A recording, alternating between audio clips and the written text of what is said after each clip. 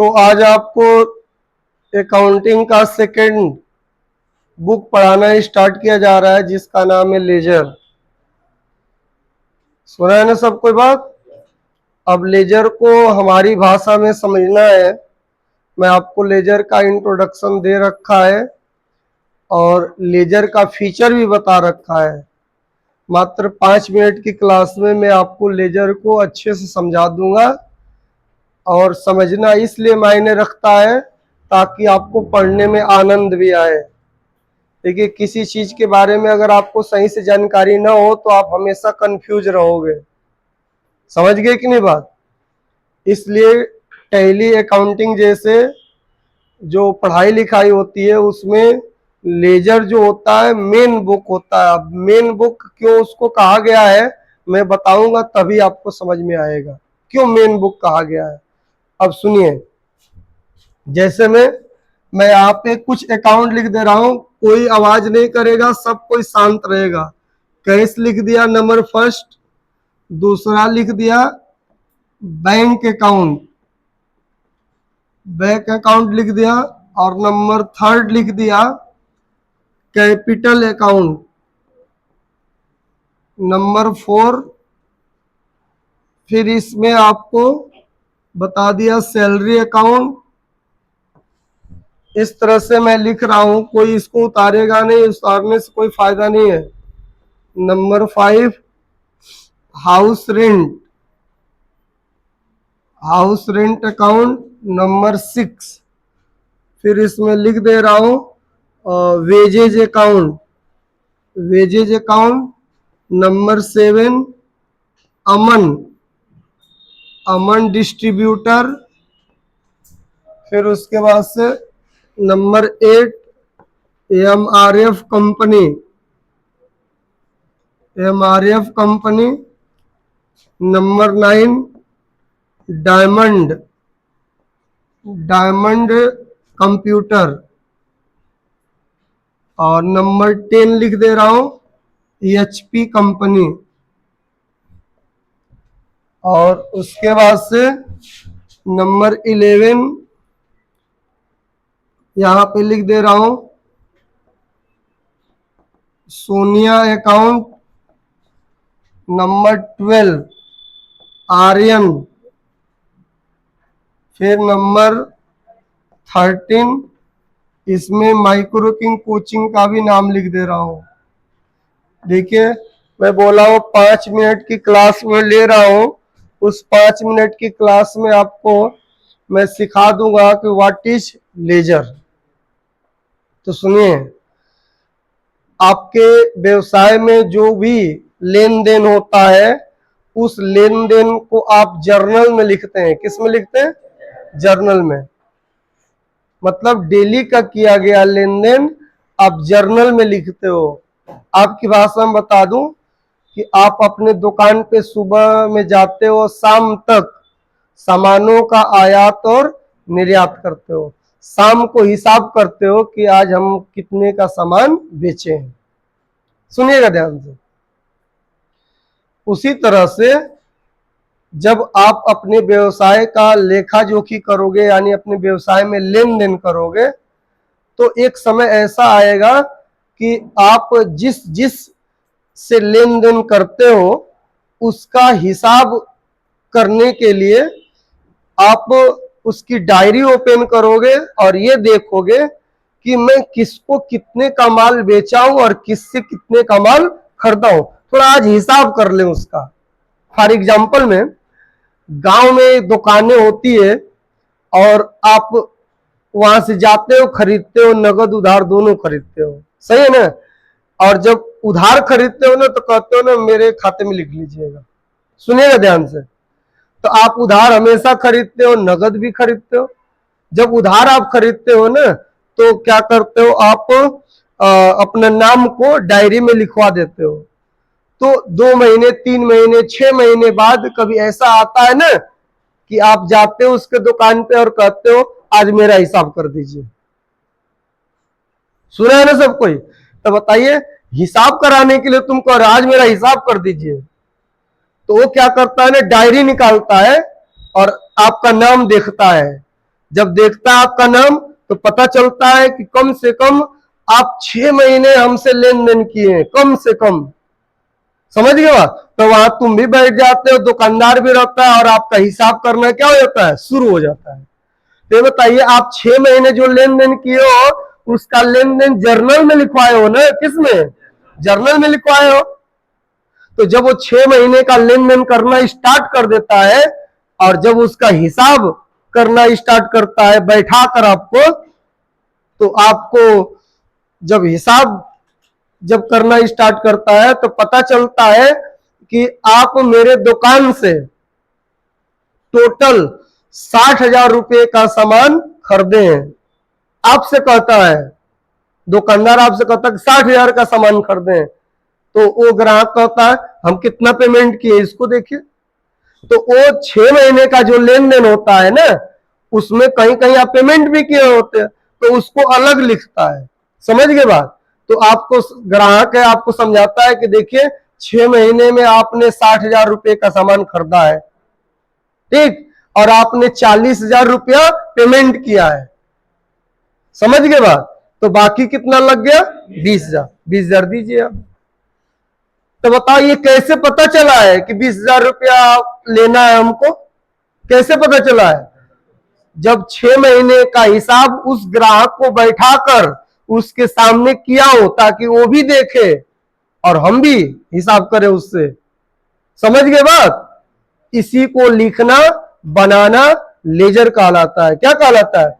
अच्छा बताइए, जो खाता में आपका बनाया हो, आप ग्राहक है, मैं दुकानदार हूं, मान लीजिए 6 महीने का जो खाता में आपका चेक किया हूं, तो सबसे पहले पहले आपका नाम लिखा होगा कि नहीं डायरी पे?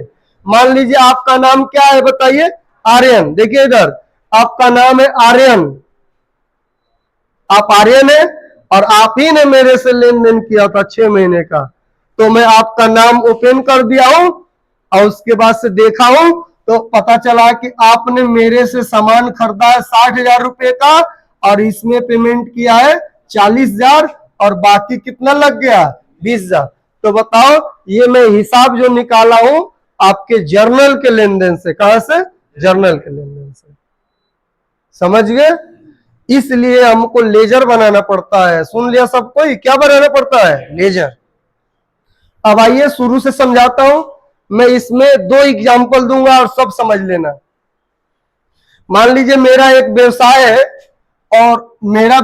है और उसमें ध्यान से समझिएगा, मेरा जो दुकान है, इधर देखिए सभी स्टूडेंट्स, रोमित इलेक्ट्रॉनिक के नाम से दुकान है। जो समझेगा वही लेजर बना पाएगा। मेरा दुकान किसके नाम से? रोमित इलेक्ट्रॉनिक के नाम से मेरा दुकान है, मान लीजिए। और मेरे दुकान पे ये जो जितना भी मैंने लिखा है ना, इतने लोगों से और इतने अकाउंटों पे लेन देन होता है। किसके दुकान पे बताइए? मेरे दुकान पे लेन देन किससे होता है बताइए? कैश के द्वारा होता है। उसी तरह किसके द्वारा होता है? बैंक के द्वारा होता है, ठीक। और लास्ट में हम लेन देन किससे भी किए? माइक्रो किंग से भी किए। किससे हुआ है बताइए?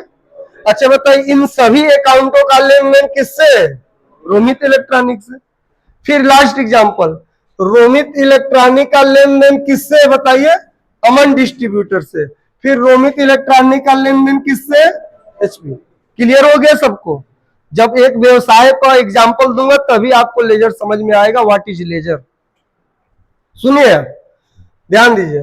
अब देखिएगा, एक एक, सबको ध्यान सुने, 1/1/2026 को आप अपना लेखा जोखी स्टार्ट किया। किसका लेखा जोखी बताइए? लेखा जोखी स्टार्ट किया। और आप ध्यान दीजिएगा, आपने लेखा जोखी कितने महीने किया? 4 महीने तक लेखा जोखी किया। ये जो महीना चल रहा है, चौथा महीना चल रहा है ना, तो मान लीजिए, इधर देखिए ध्यान से, मान लीजिए आज 30/4/2026 है। सबको यहां देखे, ये टोटल कितने महीने हो गए बताइए? 4 महीने हो गए। बस ये लास्ट एग्जांपल है मेरा, इसी पे आपको समझ में आ जाना चाहिए। मैं अपने व्यवसाय का लेखा जोखी, अपने व्यवसाय का लेखा जोखी यहाँ पे बता दे रहा हूं। 1/1/2026 को स्टार्ट किया और 30/4/2026 को अपना लेखा जोखी को क्लोज करना है। क्या करना है? क्लोज। 4 महीने का लेखा जोखी हमने किया है। सुन रहा सब कोई? अब मैं आपसे सवाल कर रहा हूं, सभी स्टूडेंट से सवाल कर रहा हूं कि आप 4 महीने का हिसाब दीजिए। ध्यान सुनिए, कितने महीने का बताइए? 4 महीने का हिसाब आपको देना है। तो आप सवाल करोगे कौन सा हिसाब देना है भाई? तो मैं आपसे कह रहा हूं कि 4 महीने का हिसाब हमको चाहिए। किसका? कैश का। सुन रहा सब कोई बात? कैश का हिसाब चाहिए। तो आप फिर कहोगे कैसा हिसाब? तो मैं आपको समझाऊंगा कि 4 महीने का जो हिसाब है कैश का, मुझे ये बताइए कि 4 महीने में हमारे पास कितना कैश आया है और 4 महीने के अंदर में कितना कैश गया है और 4 महीने के अंदर में कितना कैश बचा है, इसका हिसाब दीजिए। कितना हिसाब मांग रहा हूं? 3 हिसाब। कितना आया है, कितना गया है और कितना बचा है। समझ गए बात? तो हम जर्नल की डायरी ओपन कर लेंगे। किसकी डायरी बताइए? जर्नल की डायरी ओपन करेंगे और तुरंत किसका हिसाब उसमें देखेंगे बताइए? कैश का। उसमें तुरंत कैश का हिसाब देखेंगे तो पता चल जाएगा कि हम कैश के द्वारा कितना लेन देन किए हैं। समझ गए बात? फिर उसी तरह से किसका हिसाब मांग रहा हूं? बैंक का हिसाब मांग रहा हूं। फिर वही सवाल, बैंक का हिसाब में क्या चाहिए? तो हमको आप ये बताइए कि 4 महीने के अंदर में बैंक से कितना पैसा गया है और कौन कौन से खाते पे पैसा गया है। समझ गए बात? और बैंक में कितना पैसा आया है और कहां कहां से आया है, किसके नाम से आया है। समझ गए बात? और कितना पैसा बचा है। कितना रिपोर्ट चाहिए? 3 रिपोर्ट। मतलब हमारे खाते में 4 महीने में कितना पैसा आया है और 4 महीने के अंदर में कितना पैसा गया है और 4 महीने के अंदर में कितना पैसा बचा है। समझ गए बात? तो ये सब हिसाब किस में लिखा होगा? जर्नल में। किस में लिखा होगा? जर्नल में। अब जर्नल की डायरी ओपन करेंगे और उस डायरी में से देखेंगे किस किस खाते पे पैसा गया है वो अलग लिख देंगे और किस किस खाते से पैसा आया है वो अलग लिख देंगे और दोनों पार्ट की पैसे को जोड़ेंगे। टोटल कितना आया, टोटल कितना गया है। समझ गए?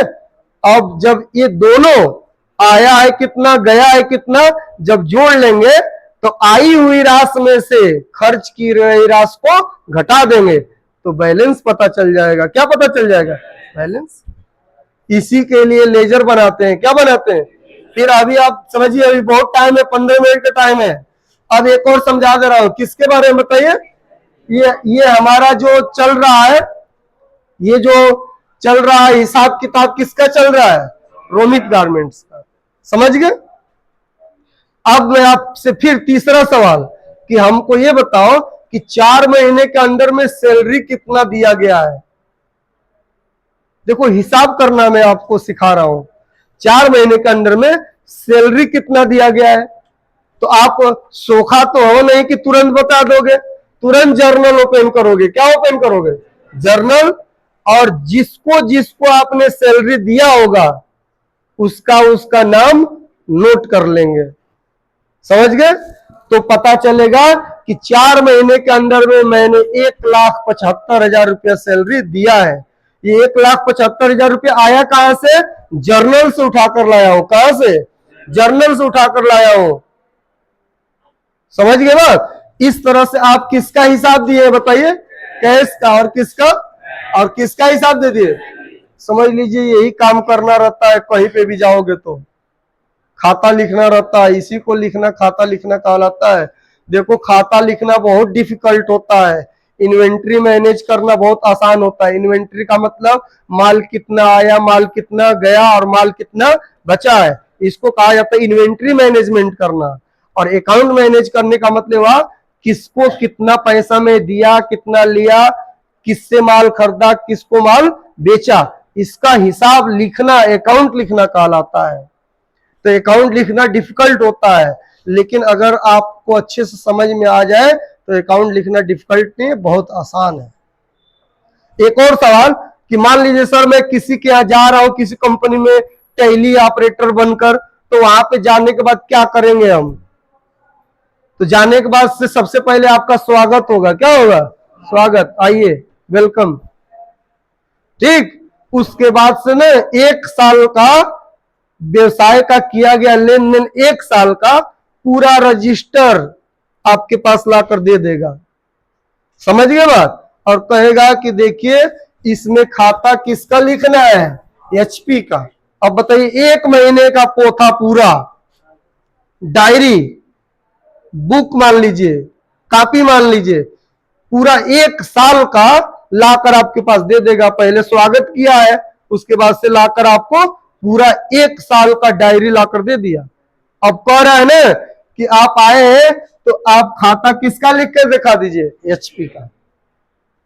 तो बताओ, अगर आपके पास नॉलेज ना हो तो आप देखोगे कि कब हमारे पास से ये जा रहा है ताकि मैं उठकर क्या करूं? भाग जाऊं। अब समझिए इस बात को। अच्छा बताओ, वो जो ला कर दिया है वो क्या है?